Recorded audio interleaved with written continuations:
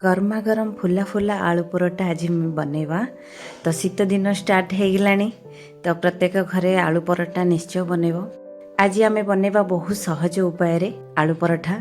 देखि पारुथुवे आलू आमर केते भरिकी अछि। तो एमिति थरे निश्चय बनातु, खाइबा पई भी बहुत टेस्ट लागिबो।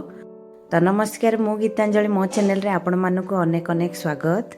मु एठी 2 कप अटा नेछि आ गोटे हाफ कप मैदा नेछि। आपण चाहिले अटारे ही बनै परिवे, मैदा स्किप करि परिवे। मु एठी देई देली अल्प किछि जुआणी, एमिति हाथ रे क्रॉस करिकि देई नेबे। एठी देई देली किछि लूण, तो एई सब भल से गळे नेबे। मु एठी घियो देछि, आपण चाहिले तेल भी ऐड कर परिवे। तो मु 2 चम्मच घियो नै नेछि। एई सब को भल से गळे नेबे। तो अल्प टिके टिके पानी देकी गोटे सॉफ्ट डोटे बनै नेबे। अल्प अल्प पानी देबे, अल्प अल्प पानी देकी गोटे डोटी बनै देबे एमिति। तो चलंतु आलू रो प्रिपरेशन करबा। तो मु एठी 5टी आलू नेछि, एमिति मैश कर नेछि। तो आलू पई गोटे मसाला प्रिपेयर करबा। तो मु एठी नेछि 4टी सुखिला लंका, किछि धनिया आ किछि जीरा। एई सब को भल से भाजी नेकी गोटे ग्राइंडिंग करनवा। गोटे पैन रे मो 2 चम्मच तेल नै गली, अल्प दे दिली जीरा आउ दे दिली किछि चॉप करि दिवा पियाज। आपण चाहिले एठी कंचा लंका भी यूज करि परबे। तो छोटो पिला माने खाइबे, तो मो सेत में स्किप कर नै छी। एथिरे दे दिली अल्प किछि हळदी गुंड, लंका गुंड, तो जीरा गुंड, धनिया गुंड। ए सब मु कम देछि कारण मु ए सब को गोटा भाजी नै छी। तो भजा मसाला ठारो मु एथरु गोटे स्पून दे नै छी। अल्प किछि लूण दे देली। तो एई सब को भल से भाजी नवा मसालाटा हमर। तो एठी मु दे देली आलू, एठी मु दे देली आलू। तो एई सब को भल से गळे नवा। एई सब को भल से किछि समय पय भाजी नवा। एठी रेडी हे गेला हमर स्टफिंगटा। एथिरे मु दे दुछि किछि धनिया पत्र। तो एई सब को देकी भी भल से मिक्स कर नवा। तो हमर डोटा देखिबा, तो रेडी हे गेलानी। तो एई सब को किछि गोला बने नवा। एमिति बड़ साइज रे बनेबे, छोट करिवेनी। तो बड़ बड़ गोला बने ने। मु एठी 7टा गोला हला। तो एई सब को देखंदु मु बनौछि।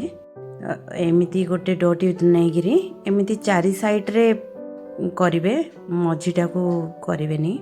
तो एमिति गोल करिकी गोटे बाउल साइज बने नवा।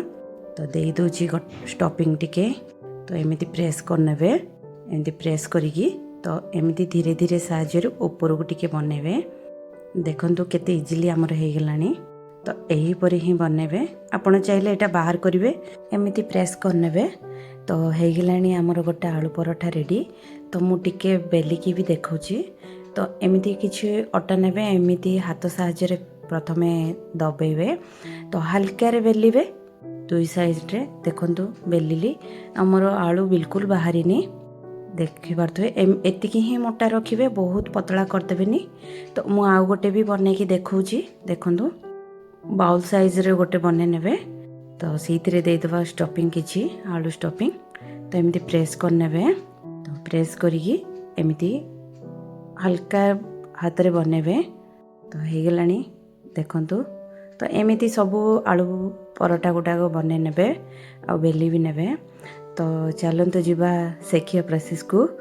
तो देखंतु मु गोटे तवारे दे देली आलू परोटा। 2 साइड रे प्रथमे सेखि नेबे। तो सेखिला पर एमिति। तो देखंतु फुला फुला होउछि हमर आलू परोटा गुडाको। तो मु एठी देछि घियो, आपण चाहिले तेल भी देई परिवे। तो एमिति सब आलू परोटा गुडाको सेखि नवा। देखि पारथुवे हमर परोटा गुडाको बहुत फुला फुला बनेछि। तो परोटा सहित दही रो कॉम्बिनेशन बहुत भल लागियो। एठी दे देली किछि ब्लैक सॉल्ट, आउ किछि जीरा पाउडर, आउ किछि धनिया पत्र, आउ किछि चाट मसला। तो एमिति थरे निश्चय बने के खांतु, आउ समस्त को बहुत टेस्ट लागिबो। तो मो वीडियोटी जदि भल लागिथिबो गोटे लाइक आउ सब्सक्राइब कर नेबे। तो रहुछि नमस्कार। Thank you for watching.